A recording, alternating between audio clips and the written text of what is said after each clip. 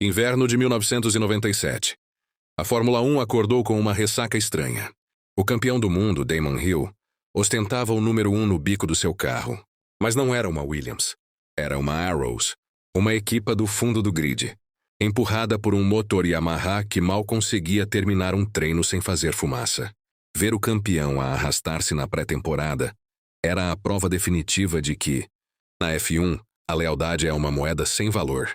Na Williams, o trono foi assumido pelo canadense Jacques Villeneuve. E ele não era o típico piloto corporativo. Ele pintou o cabelo de loiro platinado. Ele usava um macacão de corrida tão folgado que parecia um pijama. A FIA, liderada por Max Mosley, odiava a atitude dele. O Villeneuve falava o que pensava. Criticava as regras de segurança e não pedia desculpa. Ao lado dele na Williams estava Heinz-Harald Frentzen, o homem que Frank Williams jurava ser mais rápido que Schumacher. O carro, o FD9, era a última obra desenhada por Adrian Newey, antes de ele partir para a McLaren. Era um carro perfeito. O Villeneuve sabia disso. Ele só tinha um obstáculo entre ele e o título: o cérebro implacável que vestia vermelho em Itália.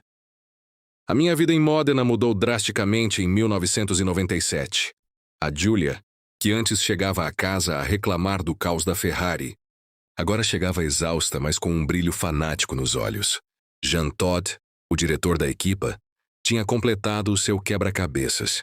Ele trouxe Ross Brawn para ser o diretor técnico e Rory Byrne para ser o designer-chefe. Eram os homens que tinham construído os carros campeões de Schumacher na Benetton.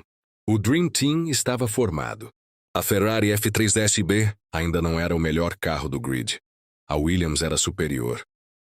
Mas a equipa tinha deixado de ser um circo italiano para se transformar numa máquina de guerra germânica. O Schumacher já não precisava de se preocupar com a estratégia ou com o design.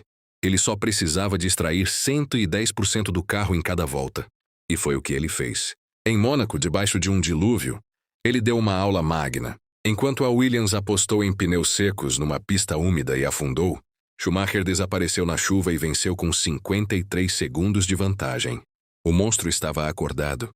E o Villeneuve percebeu que a sua vantagem mecânica teria de enfrentar a genialidade humana. Mas 1997 não era só uma briga a dois. A McLaren, agora pintada de prateado para agradar a Mercedes e a patrocinadora West, começou a mostrar as garras.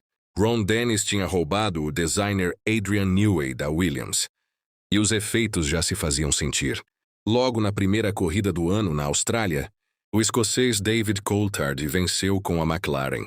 Foi a primeira vitória da equipa desde a saída de Ayrton Senna, em 93. Mais do que isso, o outro piloto da equipa, Mika Häkkinen, que quase tinha morrido num acidente em Adelaide em 95, estava de volta, rápido e silencioso como um atirador de elite. As flechas de prata não estavam prontas para lutar pelo campeonato. Os motores Mercedes ainda quebravam bastante, mas eles eram os furabolas perfeitos. Eles tiravam pontos à Ferrari e à Williams, tornando a matemática do campeonato um caos imprevisível. Agosto, Hungaroring, Hungria. O momento mais agoniante da década. Damon Hill, no seu terrível Arrows Yamaha, usava pneus Bridgestone, que naquele dia, sob um calor infernal, eram magicamente superiores aos Goodyear dos carros de topo. Hill classificou-se em terceiro. Na corrida ele passou o Schumacher na pista. Sim, o campeão rejeitado. Num carro de fundo de quintal. Passou a Ferrari do bicampeão do mundo. O Hill assumiu a liderança. O mundo não acreditava no que estava a ver. Era a vingança do homem comum. Faltavam 3 voltas para o fim. Ele tinha 35 segundos de vantagem sobre o Villeneuve. Eu já estava a escrever a minha crônica, A Vitória da Justiça. Mas na penúltima volta, o carro do Hill começou a falhar. O acelerador travou. O câmbio empacou na terceira marcha. Uma anilha, a arruela hidráulica de 50 centavos tinha quebrado. O carro arrastava-se pela pista. Na última volta, o Villeneuve alcançou o Hill. Passou com 2 rodas na relva e venceu a corrida. O Hill chegou em segundo, a empurrar o carro com a força do pensamento. Foi o pódio mais triste e heróico que eu já vi. A F1 mostrou a sua face mais cruel. As histórias de fadas morrem na última volta por causa de uma peça de 50 centavos. Outubro. Penúltima corrida do ano. Japão, Suzuka. O Villeneuve liderava o campeonato com 9 pontos de vantagem sobre o Schumacher. Se ele marcasse pontos, seria campeão ali mesmo. Mas a FIA e a Ferrari tinham outros planos. Nos treinos livres, o Villeneuve ignorou uma bandeira amarela. Ele não tirou o pé. Como já tinha antecedentes, a FIA puniu-o. Desclassificação da corrida. A Williams recorreu, e ele correu sob recurso, subjudice. A corrida foi uma obra-prima tática da Ferrari. O Irvine, companheiro do Schumacher e herói local no Japão, serviu de lebre. Ele bloqueou o Villeneuve, segurou o ritmo, atrapalhou o canadense e abriu caminho para o Schumacher vencer a corrida. Dias depois, a FIA confirmou a punição do Villeneuve e retirou-lhe os pontos do Japão. Resultado? O campeonato virou. Schumacher assumiu a liderança com 78 pontos. Villeneuve caiu para segundo com 77. Faltava uma corrida. O circo viajava para a Europa para a decisão mais eletrizante e suja da história. 25 de outubro de 1997. Jerez de la Frontera, Espanha. A decisão. O clima nas boxes da Ferrari era de silêncio sepulcral. A Julia disse-me: "Vira-lata, o Michael não fala com ninguém. Ele está em transe. Ele sabe que a Williams é mais rápida aqui." Sábado, a qualificação. O que aconteceu naquele dia desafia a estatística, a física e a razão. O Jacques Villeneuve entra na pista e crava o tempo da pole. 1 minuto. 21 segundos e 72 milésimos. 14 minutos depois, Michael Schumacher cruza a linha. Cronômetro para exatamente em 1:21:72. 9 minutos depois, Heinz Harald Frentzen cruza a linha. O cronômetro congela em 1:21:072. 3 carros diferentes. 3 pilotos diferentes. Exatamente o mesmo milésimo de segundo. A probabilidade de isso acontecer era de 1 em milhões. O Villeneuve ficou com a pole por ter feito o tempo primeiro. O Schumacher largava em segundo. Eu estava na sala de imprensa e os jornalistas olhavam uns para os outros sem saber se os computadores da TAG Heuer tinham enlouquecido. Os deuses do automobilismo tinham empatado a balança para a batalha final. Domingo. A tensão era tão densa que se podia morder. Na largada, o Schumacher, como um míssil vermelho, pulou à frente do Villeneuve. A Ferrari assumiu a liderança. Durante 47 voltas foi um jogo de xadrez a 300 km por hora. O Schumacher acelerava.